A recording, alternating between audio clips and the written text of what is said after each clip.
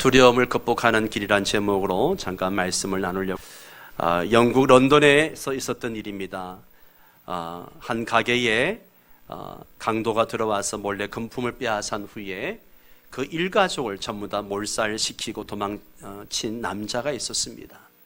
경찰은 진범을 잡지 못하고 이제 진범이 아닌 사람을 체포해서 재판에 넘기고 결국 사형을 시키고 말았습니다. 진범은 미국으로 건너가서 20년간 거기서 여유 있는 아주 호화로운 생활을 지냈습니다.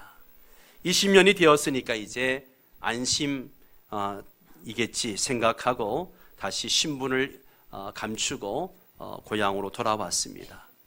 어느 날 런던 시내에서 쇼핑을 하고 있는데 호각 소리가 나고 막 경찰의 발자국 소리가 들립니다. 도둑이야! 저놈 잡아라! 경찰관의 외치는 소리를 듣자마자 이 사람은 전신이 펄펄 떨리고 이마에 땀이 흐르기 시작합니다. 결국 그는 불안과 두려움을 이기지 못하고 자수하고 말았습니다. 여유롭게 아무렇지도 않게 태평하게 보냈던 20년 세월, 그것은 참으로 불안에 찬 어쩔 수 없는 그런 생활이었다는 거죠.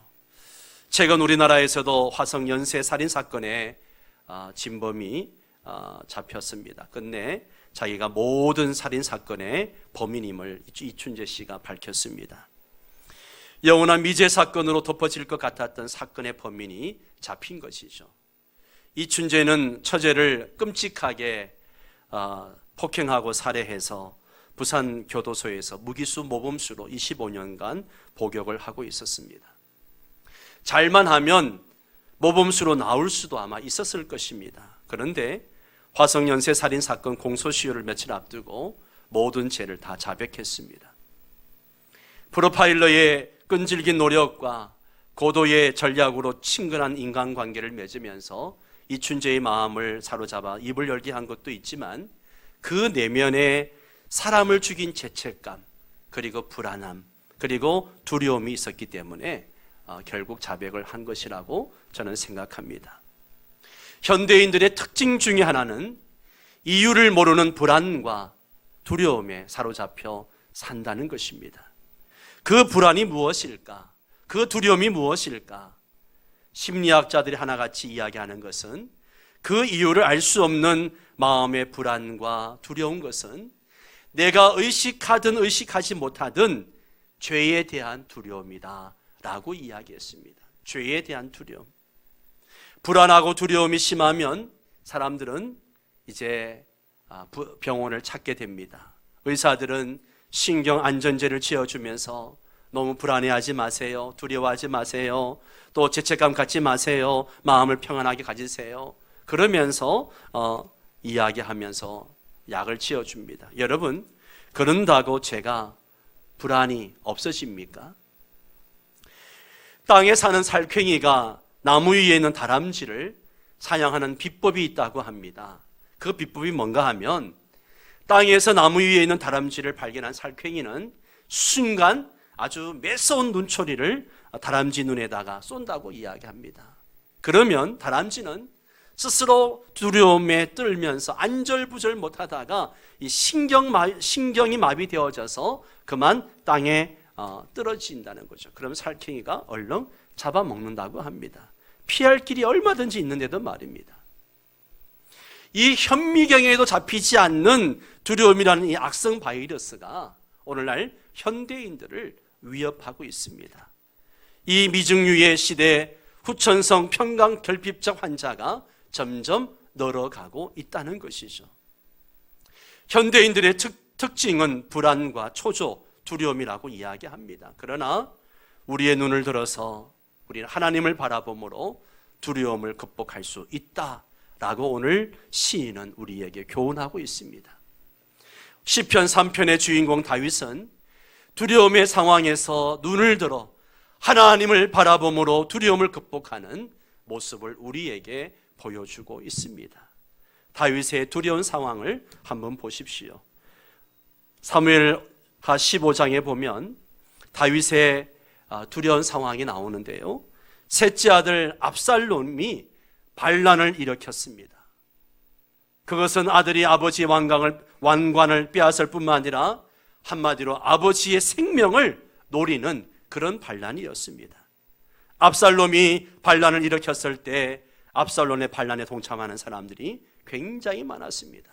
사무엘하 15장에 보면 반역하는 일이 크감에 압살롬에게로 돌아오는 백성이 많아지니라 그랬습니다. 또 이스라엘의 인심이 다 압살롬에게 돌아갔다라고 할 정도로 이 압살롬의 반란은 눈덩이처럼 커져갔고 많은 사람들이 그 반란에 동참을 했습니다. 다윗은 아들의 반란 사건으로 큰 위험에 처했고 큰 슬픔에 빠졌고 또 큰 도전에 직면하게 됩니다. 시편 3편 1절 말씀을 우리 한번 같이 읽을까요? 여호와여 나의 대적이 어찌 그리 많은지요. 여러분, 시편을 읽을 때는 상상력을 동원해야 됩니다. 왜냐하면 시이기 때문에 이 시편은 상상력을 동원해서 읽으면 굉장히 실감이 나죠. 한번 상상력을 동원해서 이때 상황을 한번 생각해 보십시오. 시편 3편의 표제를 보면 다윗의 그의 아들 압살롬을 피할 때에 지은 시라 그랬습니다. 한마디로 반란을 일으켰을 때에 피난 가면서 지은 시라는 겁니다. 자, 자기 몸에서 난 아들이 반란을 일으켰습니다. 그리고 조금 전까지만 그렇게 충성을 맹세하던 신하들이 지금 그 압살롬의 반란에 가담을 했습니다. 거기에 모사들과 장군들도 같이 동참을 했습니다. 수많은 국민들도 반란의 물결에 휩쓸렸습니다.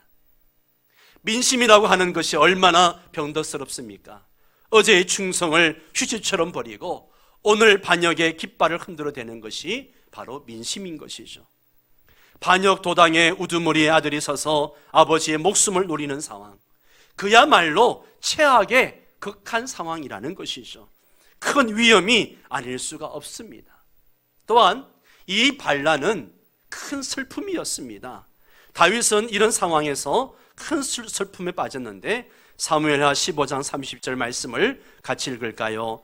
다윗이 간남산길로 올라갈 때에 그의 머리를 그가 가리고 맨발로 울며 가고 그와 함께 가는 모든 백성들도 각각 자기의 머리를 가리며 울며 올라가니라. 아멘.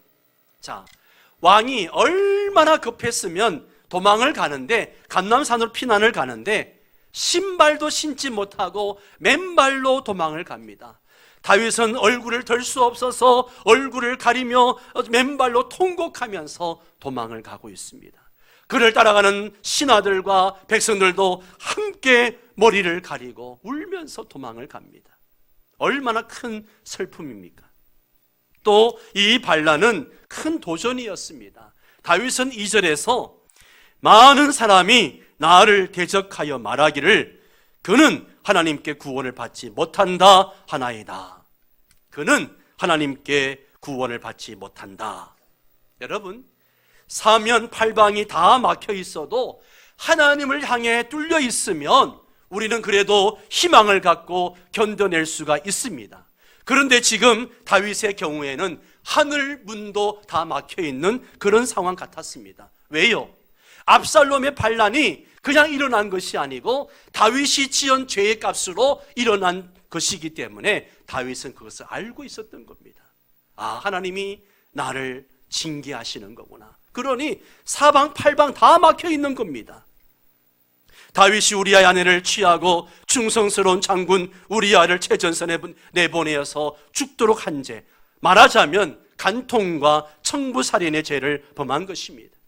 다윗이 범죄했다는 소문을 들은 많은 사람들은 그러면 그렇지, 왕이 죄를 지었으니 당해도 싸다, 하나님도 왕을 버리신 거야, 이렇게 쑥덕거리기 시작한 것이죠.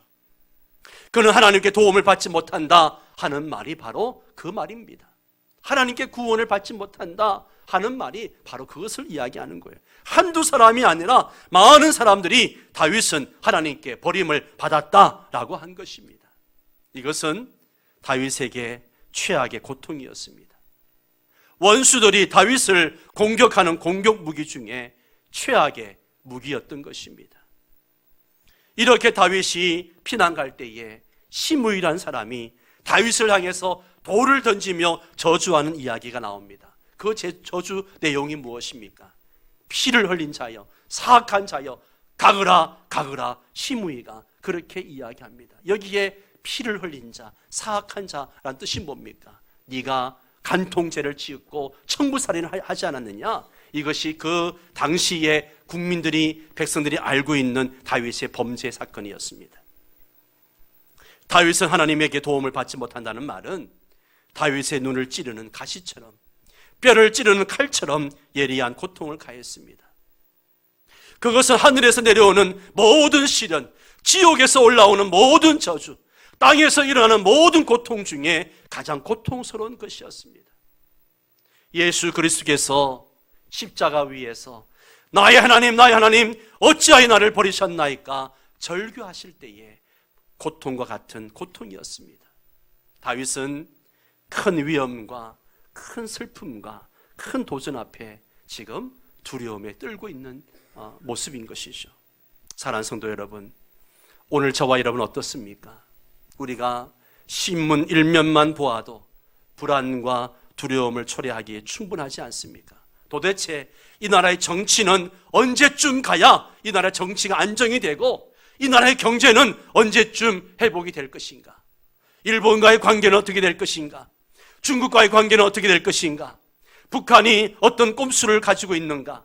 북한이 정말 핵을 포기할 것인가? 우리나라는 어디로 가는 것인가?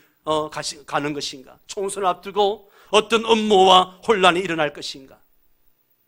극지방에 빙하가 녹고 오존층이 파괴된다고 하는데 지구가 어떻게 될 것인가?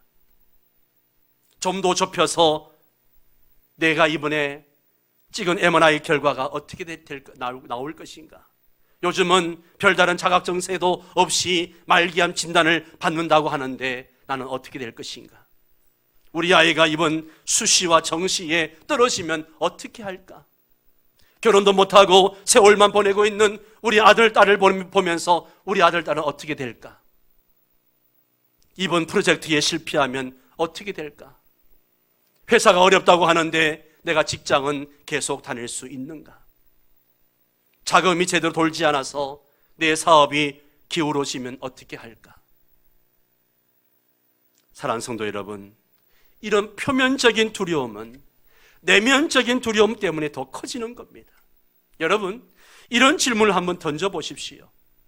내 속에 어떤 두려움이 있어서 나의 이 멋진 인생을 망가뜨리고 있는가? 한번 이런 질문을 던져보십시오. 과거에 상처받은 기억에서 오는 두려움, 버림받을까 하는 두려움, 욕을 먹을까 하는 두려움, 거절당할까 하는 두려움, 자격심사에 떨어질까 하는 두려움, 사별에 대한 두려움, 질병과 죽음의 두려움, 미래에 대한 두려움 등등. 어떤 두려움이 여러분을 괴롭게 하고 있습니까?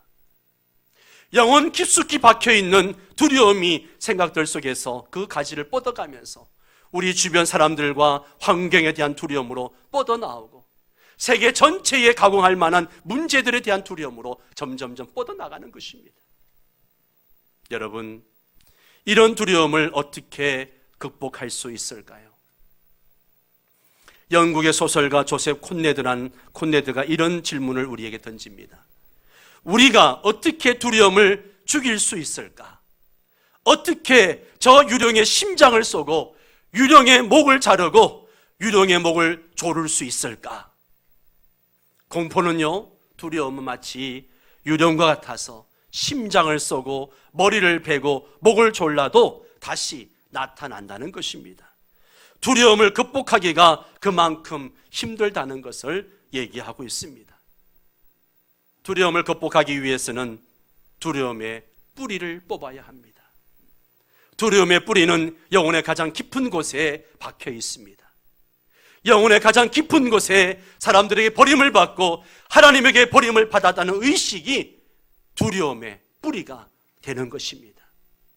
이 두려움의 이런 뿌리를 뽑아내기 위해서는 영혼의 가장 깊은 곳에 하나님이 나를 사랑하신다, 하나님이 나를 사랑하신다 라는 믿음을 심어야 합니다. 한 번만이 아니라 매일 매 순간 하나님이 나를 사랑하신다, 하나님이 나를 사랑하신다, 나는 하나님의 자녀다 라는 하는 믿음을 심어야 합니다. 다윗을 보십시오. 이제 죽었구나, 이젠 끝났구나 하는 최악의 공포 상황에서 다윗이 무엇을 했습니까? 3절 말씀 같이 읽습니다. 여호와여, 주는 나의 방패시요 나의 영광이시요 나의 머리를 드시는 자신이이다. 아멘. 아멘. 제가 이 부분을 세 번역으로 좀 더 읽어드리겠습니다. 1절부터 주님, 나를 대적하는 자들이 어찌 이렇게도 많습니까? 나를 치려고 일어서는 자들이 어찌 이렇게도 많습니까? 나를 빗대어 하나님도 너를 돕지 않는다 하고 빈정대는 자들이 어찌 이렇게도 많습니까? 같이 읽습니다. 그러나 주님은 나를 에워싸는 방패, 나의 영광, 나의 머리를 들게 하시는 분이십니다. 지금 다윗은 압살롬의 반란으로 인해 가지고 고개도 들지 못하고 부끄러워서 고개를 숙이고 눈물을 흘리며 피난을 가고 있습니다. 그런데 지금 뭐라 그래요? 주님은 나의 방패, 나의 영광, 나의 머리를 들게 하시는 분이시다. 이런 고백을 합니다. 다윗은 최악의 상황에서 그 영혼 깊숙한 곳으로부터 하나님을 찾고 있습니다. 아들이 나를 버리고 사람들이 나를 죽이려고 해서 맨발로 도망하며 통곡하면서도 여호와여, 여호와여, 여호와여, 비록 하나님과 사람들에게 죄를 지어 벌을 받으면서도 여호와여, 여호와여, 여호와여 그렇게 외치며 도망을 가고 있는 것입니다. 가족들이 나를 버리고 세상이 나를 버려도 여호와 하나님은 나를 버리지 않는다는 것입니다. 비록 내가 죄를 지어 벌을 받아도 여호와 하나님은 나를 버리시지도 않고 떠나시지도 않고 항상 나와 함께 하신다는 겁니다. 사면팔방에서 나를 둘러치려고 하여도 하나님은 나의 방패라는 것입니다. 사람들이 나를 조롱하고 멸시하고 천대하고 무시해도 하나님은 나의 영광이라는 것이죠.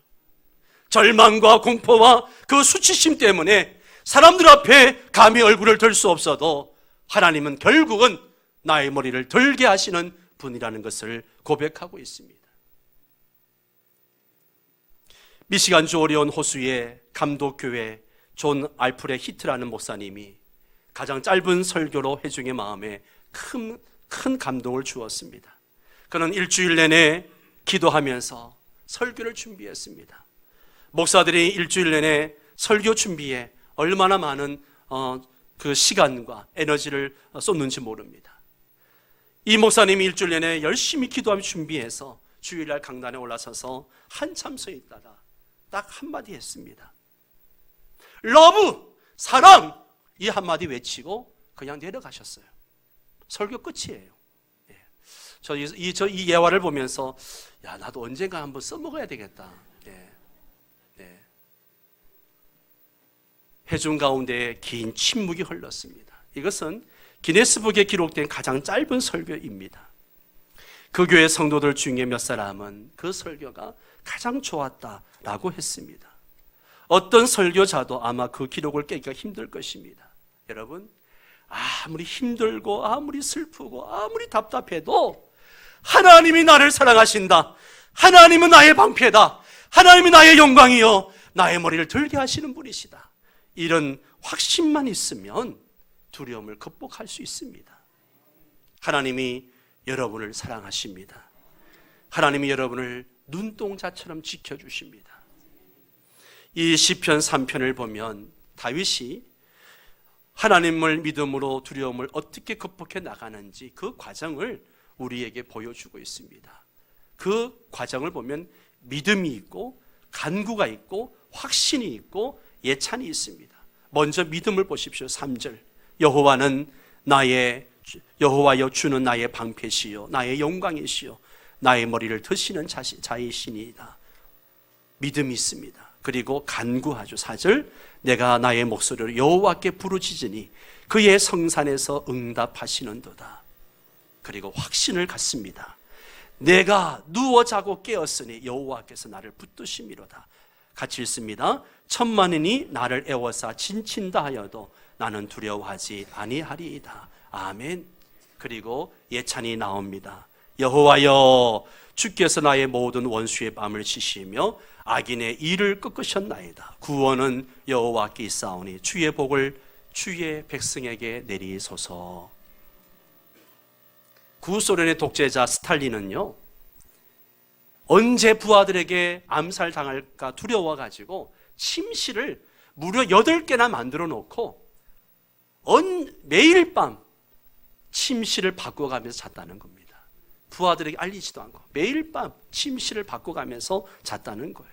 다윗은 하나님을 의지하여 두려움을 극복한 후에는 지금 피난을 가가지고 하늘을 지붕 삼고 땅을 침대 삼아서 지금 잠을 자면서도 뭐라고 고백합니까? 내가 누워 자고 깨었으니 여호와께서 나를 붙드심이니이다. 이렇게 고백합니다. 놀랍게도 다윗은 또 뭐라고 얘기하는가 하면 천만인이 나를 애워싸 친친다 하여도 나는 두려워하지 아니하겠습니다. 그러면서 두려움을 완전히 극복한 모습을 보여주고 있습니다. 하나님을 나의 방패, 나의 영광, 나의 머리를 들어주시는 분으로 그가 확신하고 난 다음에 모든 두려움이 사라졌습니다. 제2차 세계대전 중에 독일은 11, 2, 3세 소년들을 청소년 비밀 경찰 대원으로 강제로 동원을 했습니다. 이 소년들은 심한 학대를 당했고 인간으로서는 할 수 없는 끔찍한 일들을 하도록 강요를 당했습니다. 전쟁이 끝난 후에 이 소년들은 대부분 가족들과 소식이 끊어졌고 음식도 없고 쉴 곳도 없이 그렇게 떠돌아다녔습니다. 전쟁 후에 독일은 원조 계획의 일부로 이 소년들을 다시 모아가지고 천막 도시에서 데리고 살았습니다. 의사들과 심리학자들이 이 소년들의 신체적, 정신적 건강을 회복하기 위해서 애를 썼습니다. 의사들과 심리학자들이 발견한 것은 소년들 중에 대다수가 밤중에 잠을 자다가 공포심을 못 이겨서 비명을 지른다는 것이었습니다. 한 의사가 그들의 두려움을 해결할 묘안을 찾아냈습니다. 소년들에게 저녁에 실컷 배부르게 먹게 하고 난 다음에 손에 이제 한 조각의 빵을 쥐어주면서 내일 아침까지 이 빵을 꼭 간직하라고 부탁을 했습니다. 놀라운 것은 그렇게 소년들이 잠을 자면서 빵을 손에 쥐고 잠을 자면서 모두가 편안하게 잠을 잤다는 것이죠. 숱한 세월 동안 배고픔에 시달렸던 소년들이 다음날 먹을 빵을 들고 있어서 안심하고 잠을 잤다는 거예요. 여러분, 내일 먹을 빵 한 조각을 손에 들고도 안심하고 달게 잠을 잔다면 우리는 우리를 살리시기 위해 아들까지 십자가에 내어주시고 날마다 순간마다 우리와 함께 하시고 지켜주시는데 무엇이 두렵습니까? 모든 것을 합력하여 하나님의 영광을 드러내시고 모든 것을 합력하여 우리의 선을 이루시는 하나님을 모시고 살아가는데 무엇이 두려워 잠 못 자며 불안해하고 두려워한단 말입니까? 맨체스터 아트 갤러리의 브리튼 리비에르 화백에 주님의 손이라고는 아주 유명한 그림이 걸려 있습니다. 화가 브리튼 리비에르는 한때 이런 말을 했습니다. 우리에게 어떤 의심이나 공포가 있더라도 이 그림이 오늘 우리에게 뭔가 교훈을 주지 못한다면 나는 실패한 것입니다. 이 그림을 설명을 좀 드리면 갑옷을 입은 어떤 젊은 기사가 백마를 타고 있는 장면입니다. 기사가 타고 있는 백마는 눈을 아주 내리깔고 콧김을 내뿜으면서 뭔가 막 불안해하고 두려워하고 떨고 있는 모습이에요. 그리고 그 말 발치에는 사냥개 3마리가 있는데 역시 공포 속에 앞을 주시하고 있습니다. 기사 뒤에는 기사가 방금 지나온 숲속의 길이 있습니다. 그 숲속의 길은 햇빛이 아주 비치는 밝고 아주 좋은 길이었습니다. 그러나 이제 앞으로 가야 할 길은 아무락이 짝이 없는 미지의 공포가 아주 가득한 그런 곳이었습니다. 그런 공포 분위기 속에 기사는 그 모든 공포를 극복하는 비결을 가지고 있습니다. 그것은 바로 믿음이었습니다. 기사는 얼굴 앞으로 칼을 들어 올려 십자가를 만들고 오 주님, 주님의 손에 다 맡깁니다. 오 주님, 주님의 손에 다 맡깁니다 라고 고백하고 그 미지의 땅을 전진해 나갑니다. 여러분, 우리도 이 그림의 기사처럼 오 주님, 주님의 손에 다 맡깁니다. 주님 손에 맡깁니다. 그렇게 고백하고 험악한 세상을 향해 힘차게 전진해 나가는 것입니다.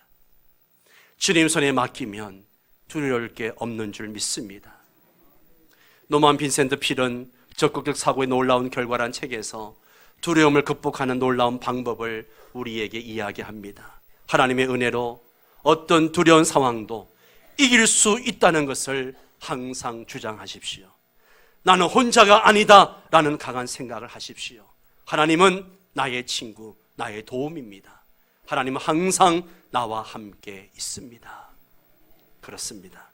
사랑하는 성도 여러분, 우리는 하나님의 말씀에 귀를 기울여야 됩니다. 두려워 말라, 내가 너와 함께 함이니라. 놀라지 말라, 나는 네 하나님이 됨이니라. 내가 너를 굳세게 하리라. 참으로 너를 도와주리라. 참으로 나의 의로운 오른손으로 너를 붙들리라. 네 오른손을 붙들고 네게 이르기를 두려워 말라, 내가 너를 도우리라. 너는 그것들을 두려워하지 말라. 너희 하나님 여호와 곧 크고 두려운 하나님이 너희 중에 계심이라.